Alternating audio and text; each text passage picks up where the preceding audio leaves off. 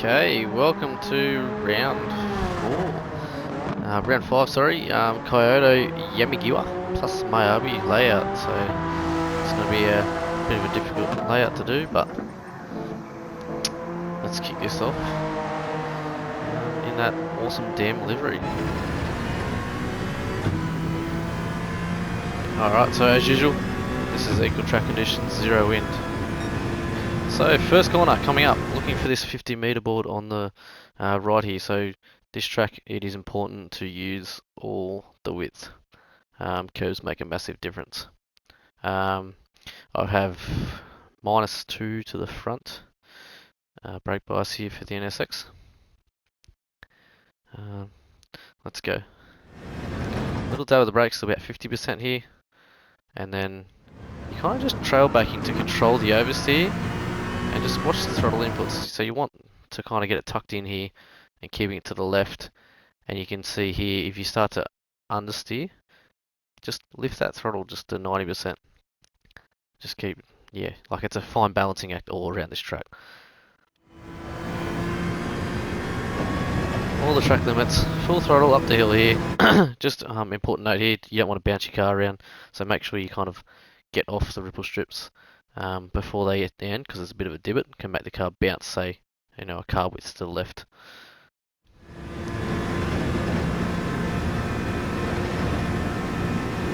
Up the hill. Smooth on your inputs there.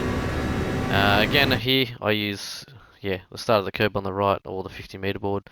No more than say 50% brake.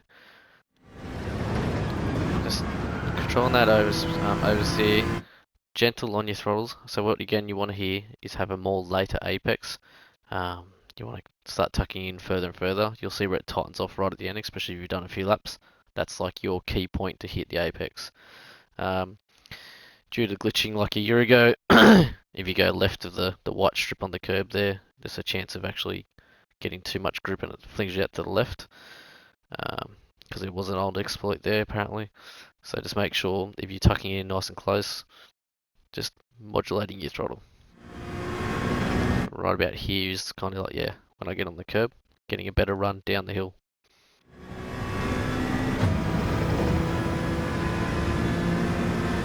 Come down the hill, say hi to people on the other part of the track there that hopefully you come up to lap maybe in a couple of laps time.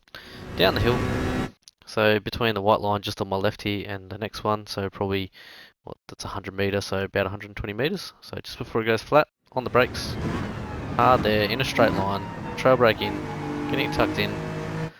So you want to not push the car too wide here, you want to kind of keep it more right. So you wouldn't want to go across the dots kind of on that track that you're about to go onto. Just monitoring traction here on this the rise. Keeping it tight so you get here, and then a little dab of the brake. You can actually, I think, with these MR cars, just off the throttle, but roughly at the end of the ripple strip here on the right. Turn in, get on that curb, bring on the throttle. You may get a track limit there. I haven't got one yet, but I'd say here is about your limit. Don't over abuse that. Again, because if you run off the curb straight ahead, it can bounce you around a bit and lose time. Full throttle here. All the way up the hill. So here you got the bridge, or the white line, is the indicator. So it's more of a light brake. Controlling that slide. Just get really comfortable with your brake. Again, not being too hard on it, just gentle. Tucking in as you hit the white line too. So this corner, because it's such a long corner, I've actually found a bit of time here just staying on the ripple strip.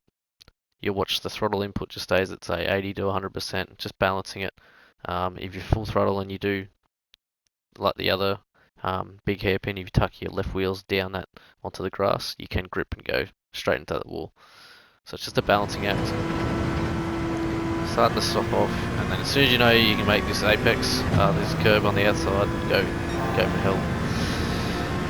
Looking at the end of this pit wall here is even just before for the NSX. Don't think it's the greatest car on brakes.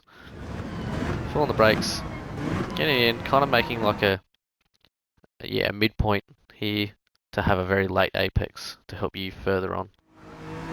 First into second to help rotation, and just drive it out here. Up the hill. Don't force it to stay left. Just keep the car, save your tyres. I'm looking at the end of the 35R kind of area here to hit the brakes. Again, onto the curb, straight line braking, and then trail braking it into the apex to help the car stay nice and tucked in. As soon as you know you can, get on that throttle, bring it on. Down the hill, getting it over to the left. Getting it tucked in. So this part is you want to get the car right, try not to bounce it too much on the grass. And then, as you'll see here, I'll brake down slowly. Off the throttle. I broke a little bit early here, but you can say for that first curb, just ease off to 50% throttle. If you have a little bit of throttle on, it'll help the car stay steady. Brake straight line. Ride that curb nicely. On the throttle early, don't go wide there, you can get a penalty. And for the limit of 1/10 of a second, it's not worth the risk to go too full throttle too early, considering the straight's only about 200 metres. 50 metre board on the left, again up on the curbs. Braking, trail braking into the apex. As soon as you get that rotation, getting it on the curb, tucked in, on the throttle as early as possible. Straight lining it. And there you go, 216.111. So yeah, key points, using all the track limits. Just get very comfortable with being light on the brakes initially for those high speed hairpins and just releasing the brakes slowly. If you get too fast or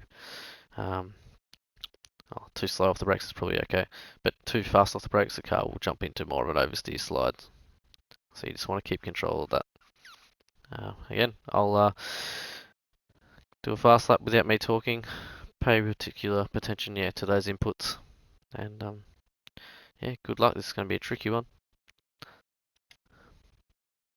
Cheers.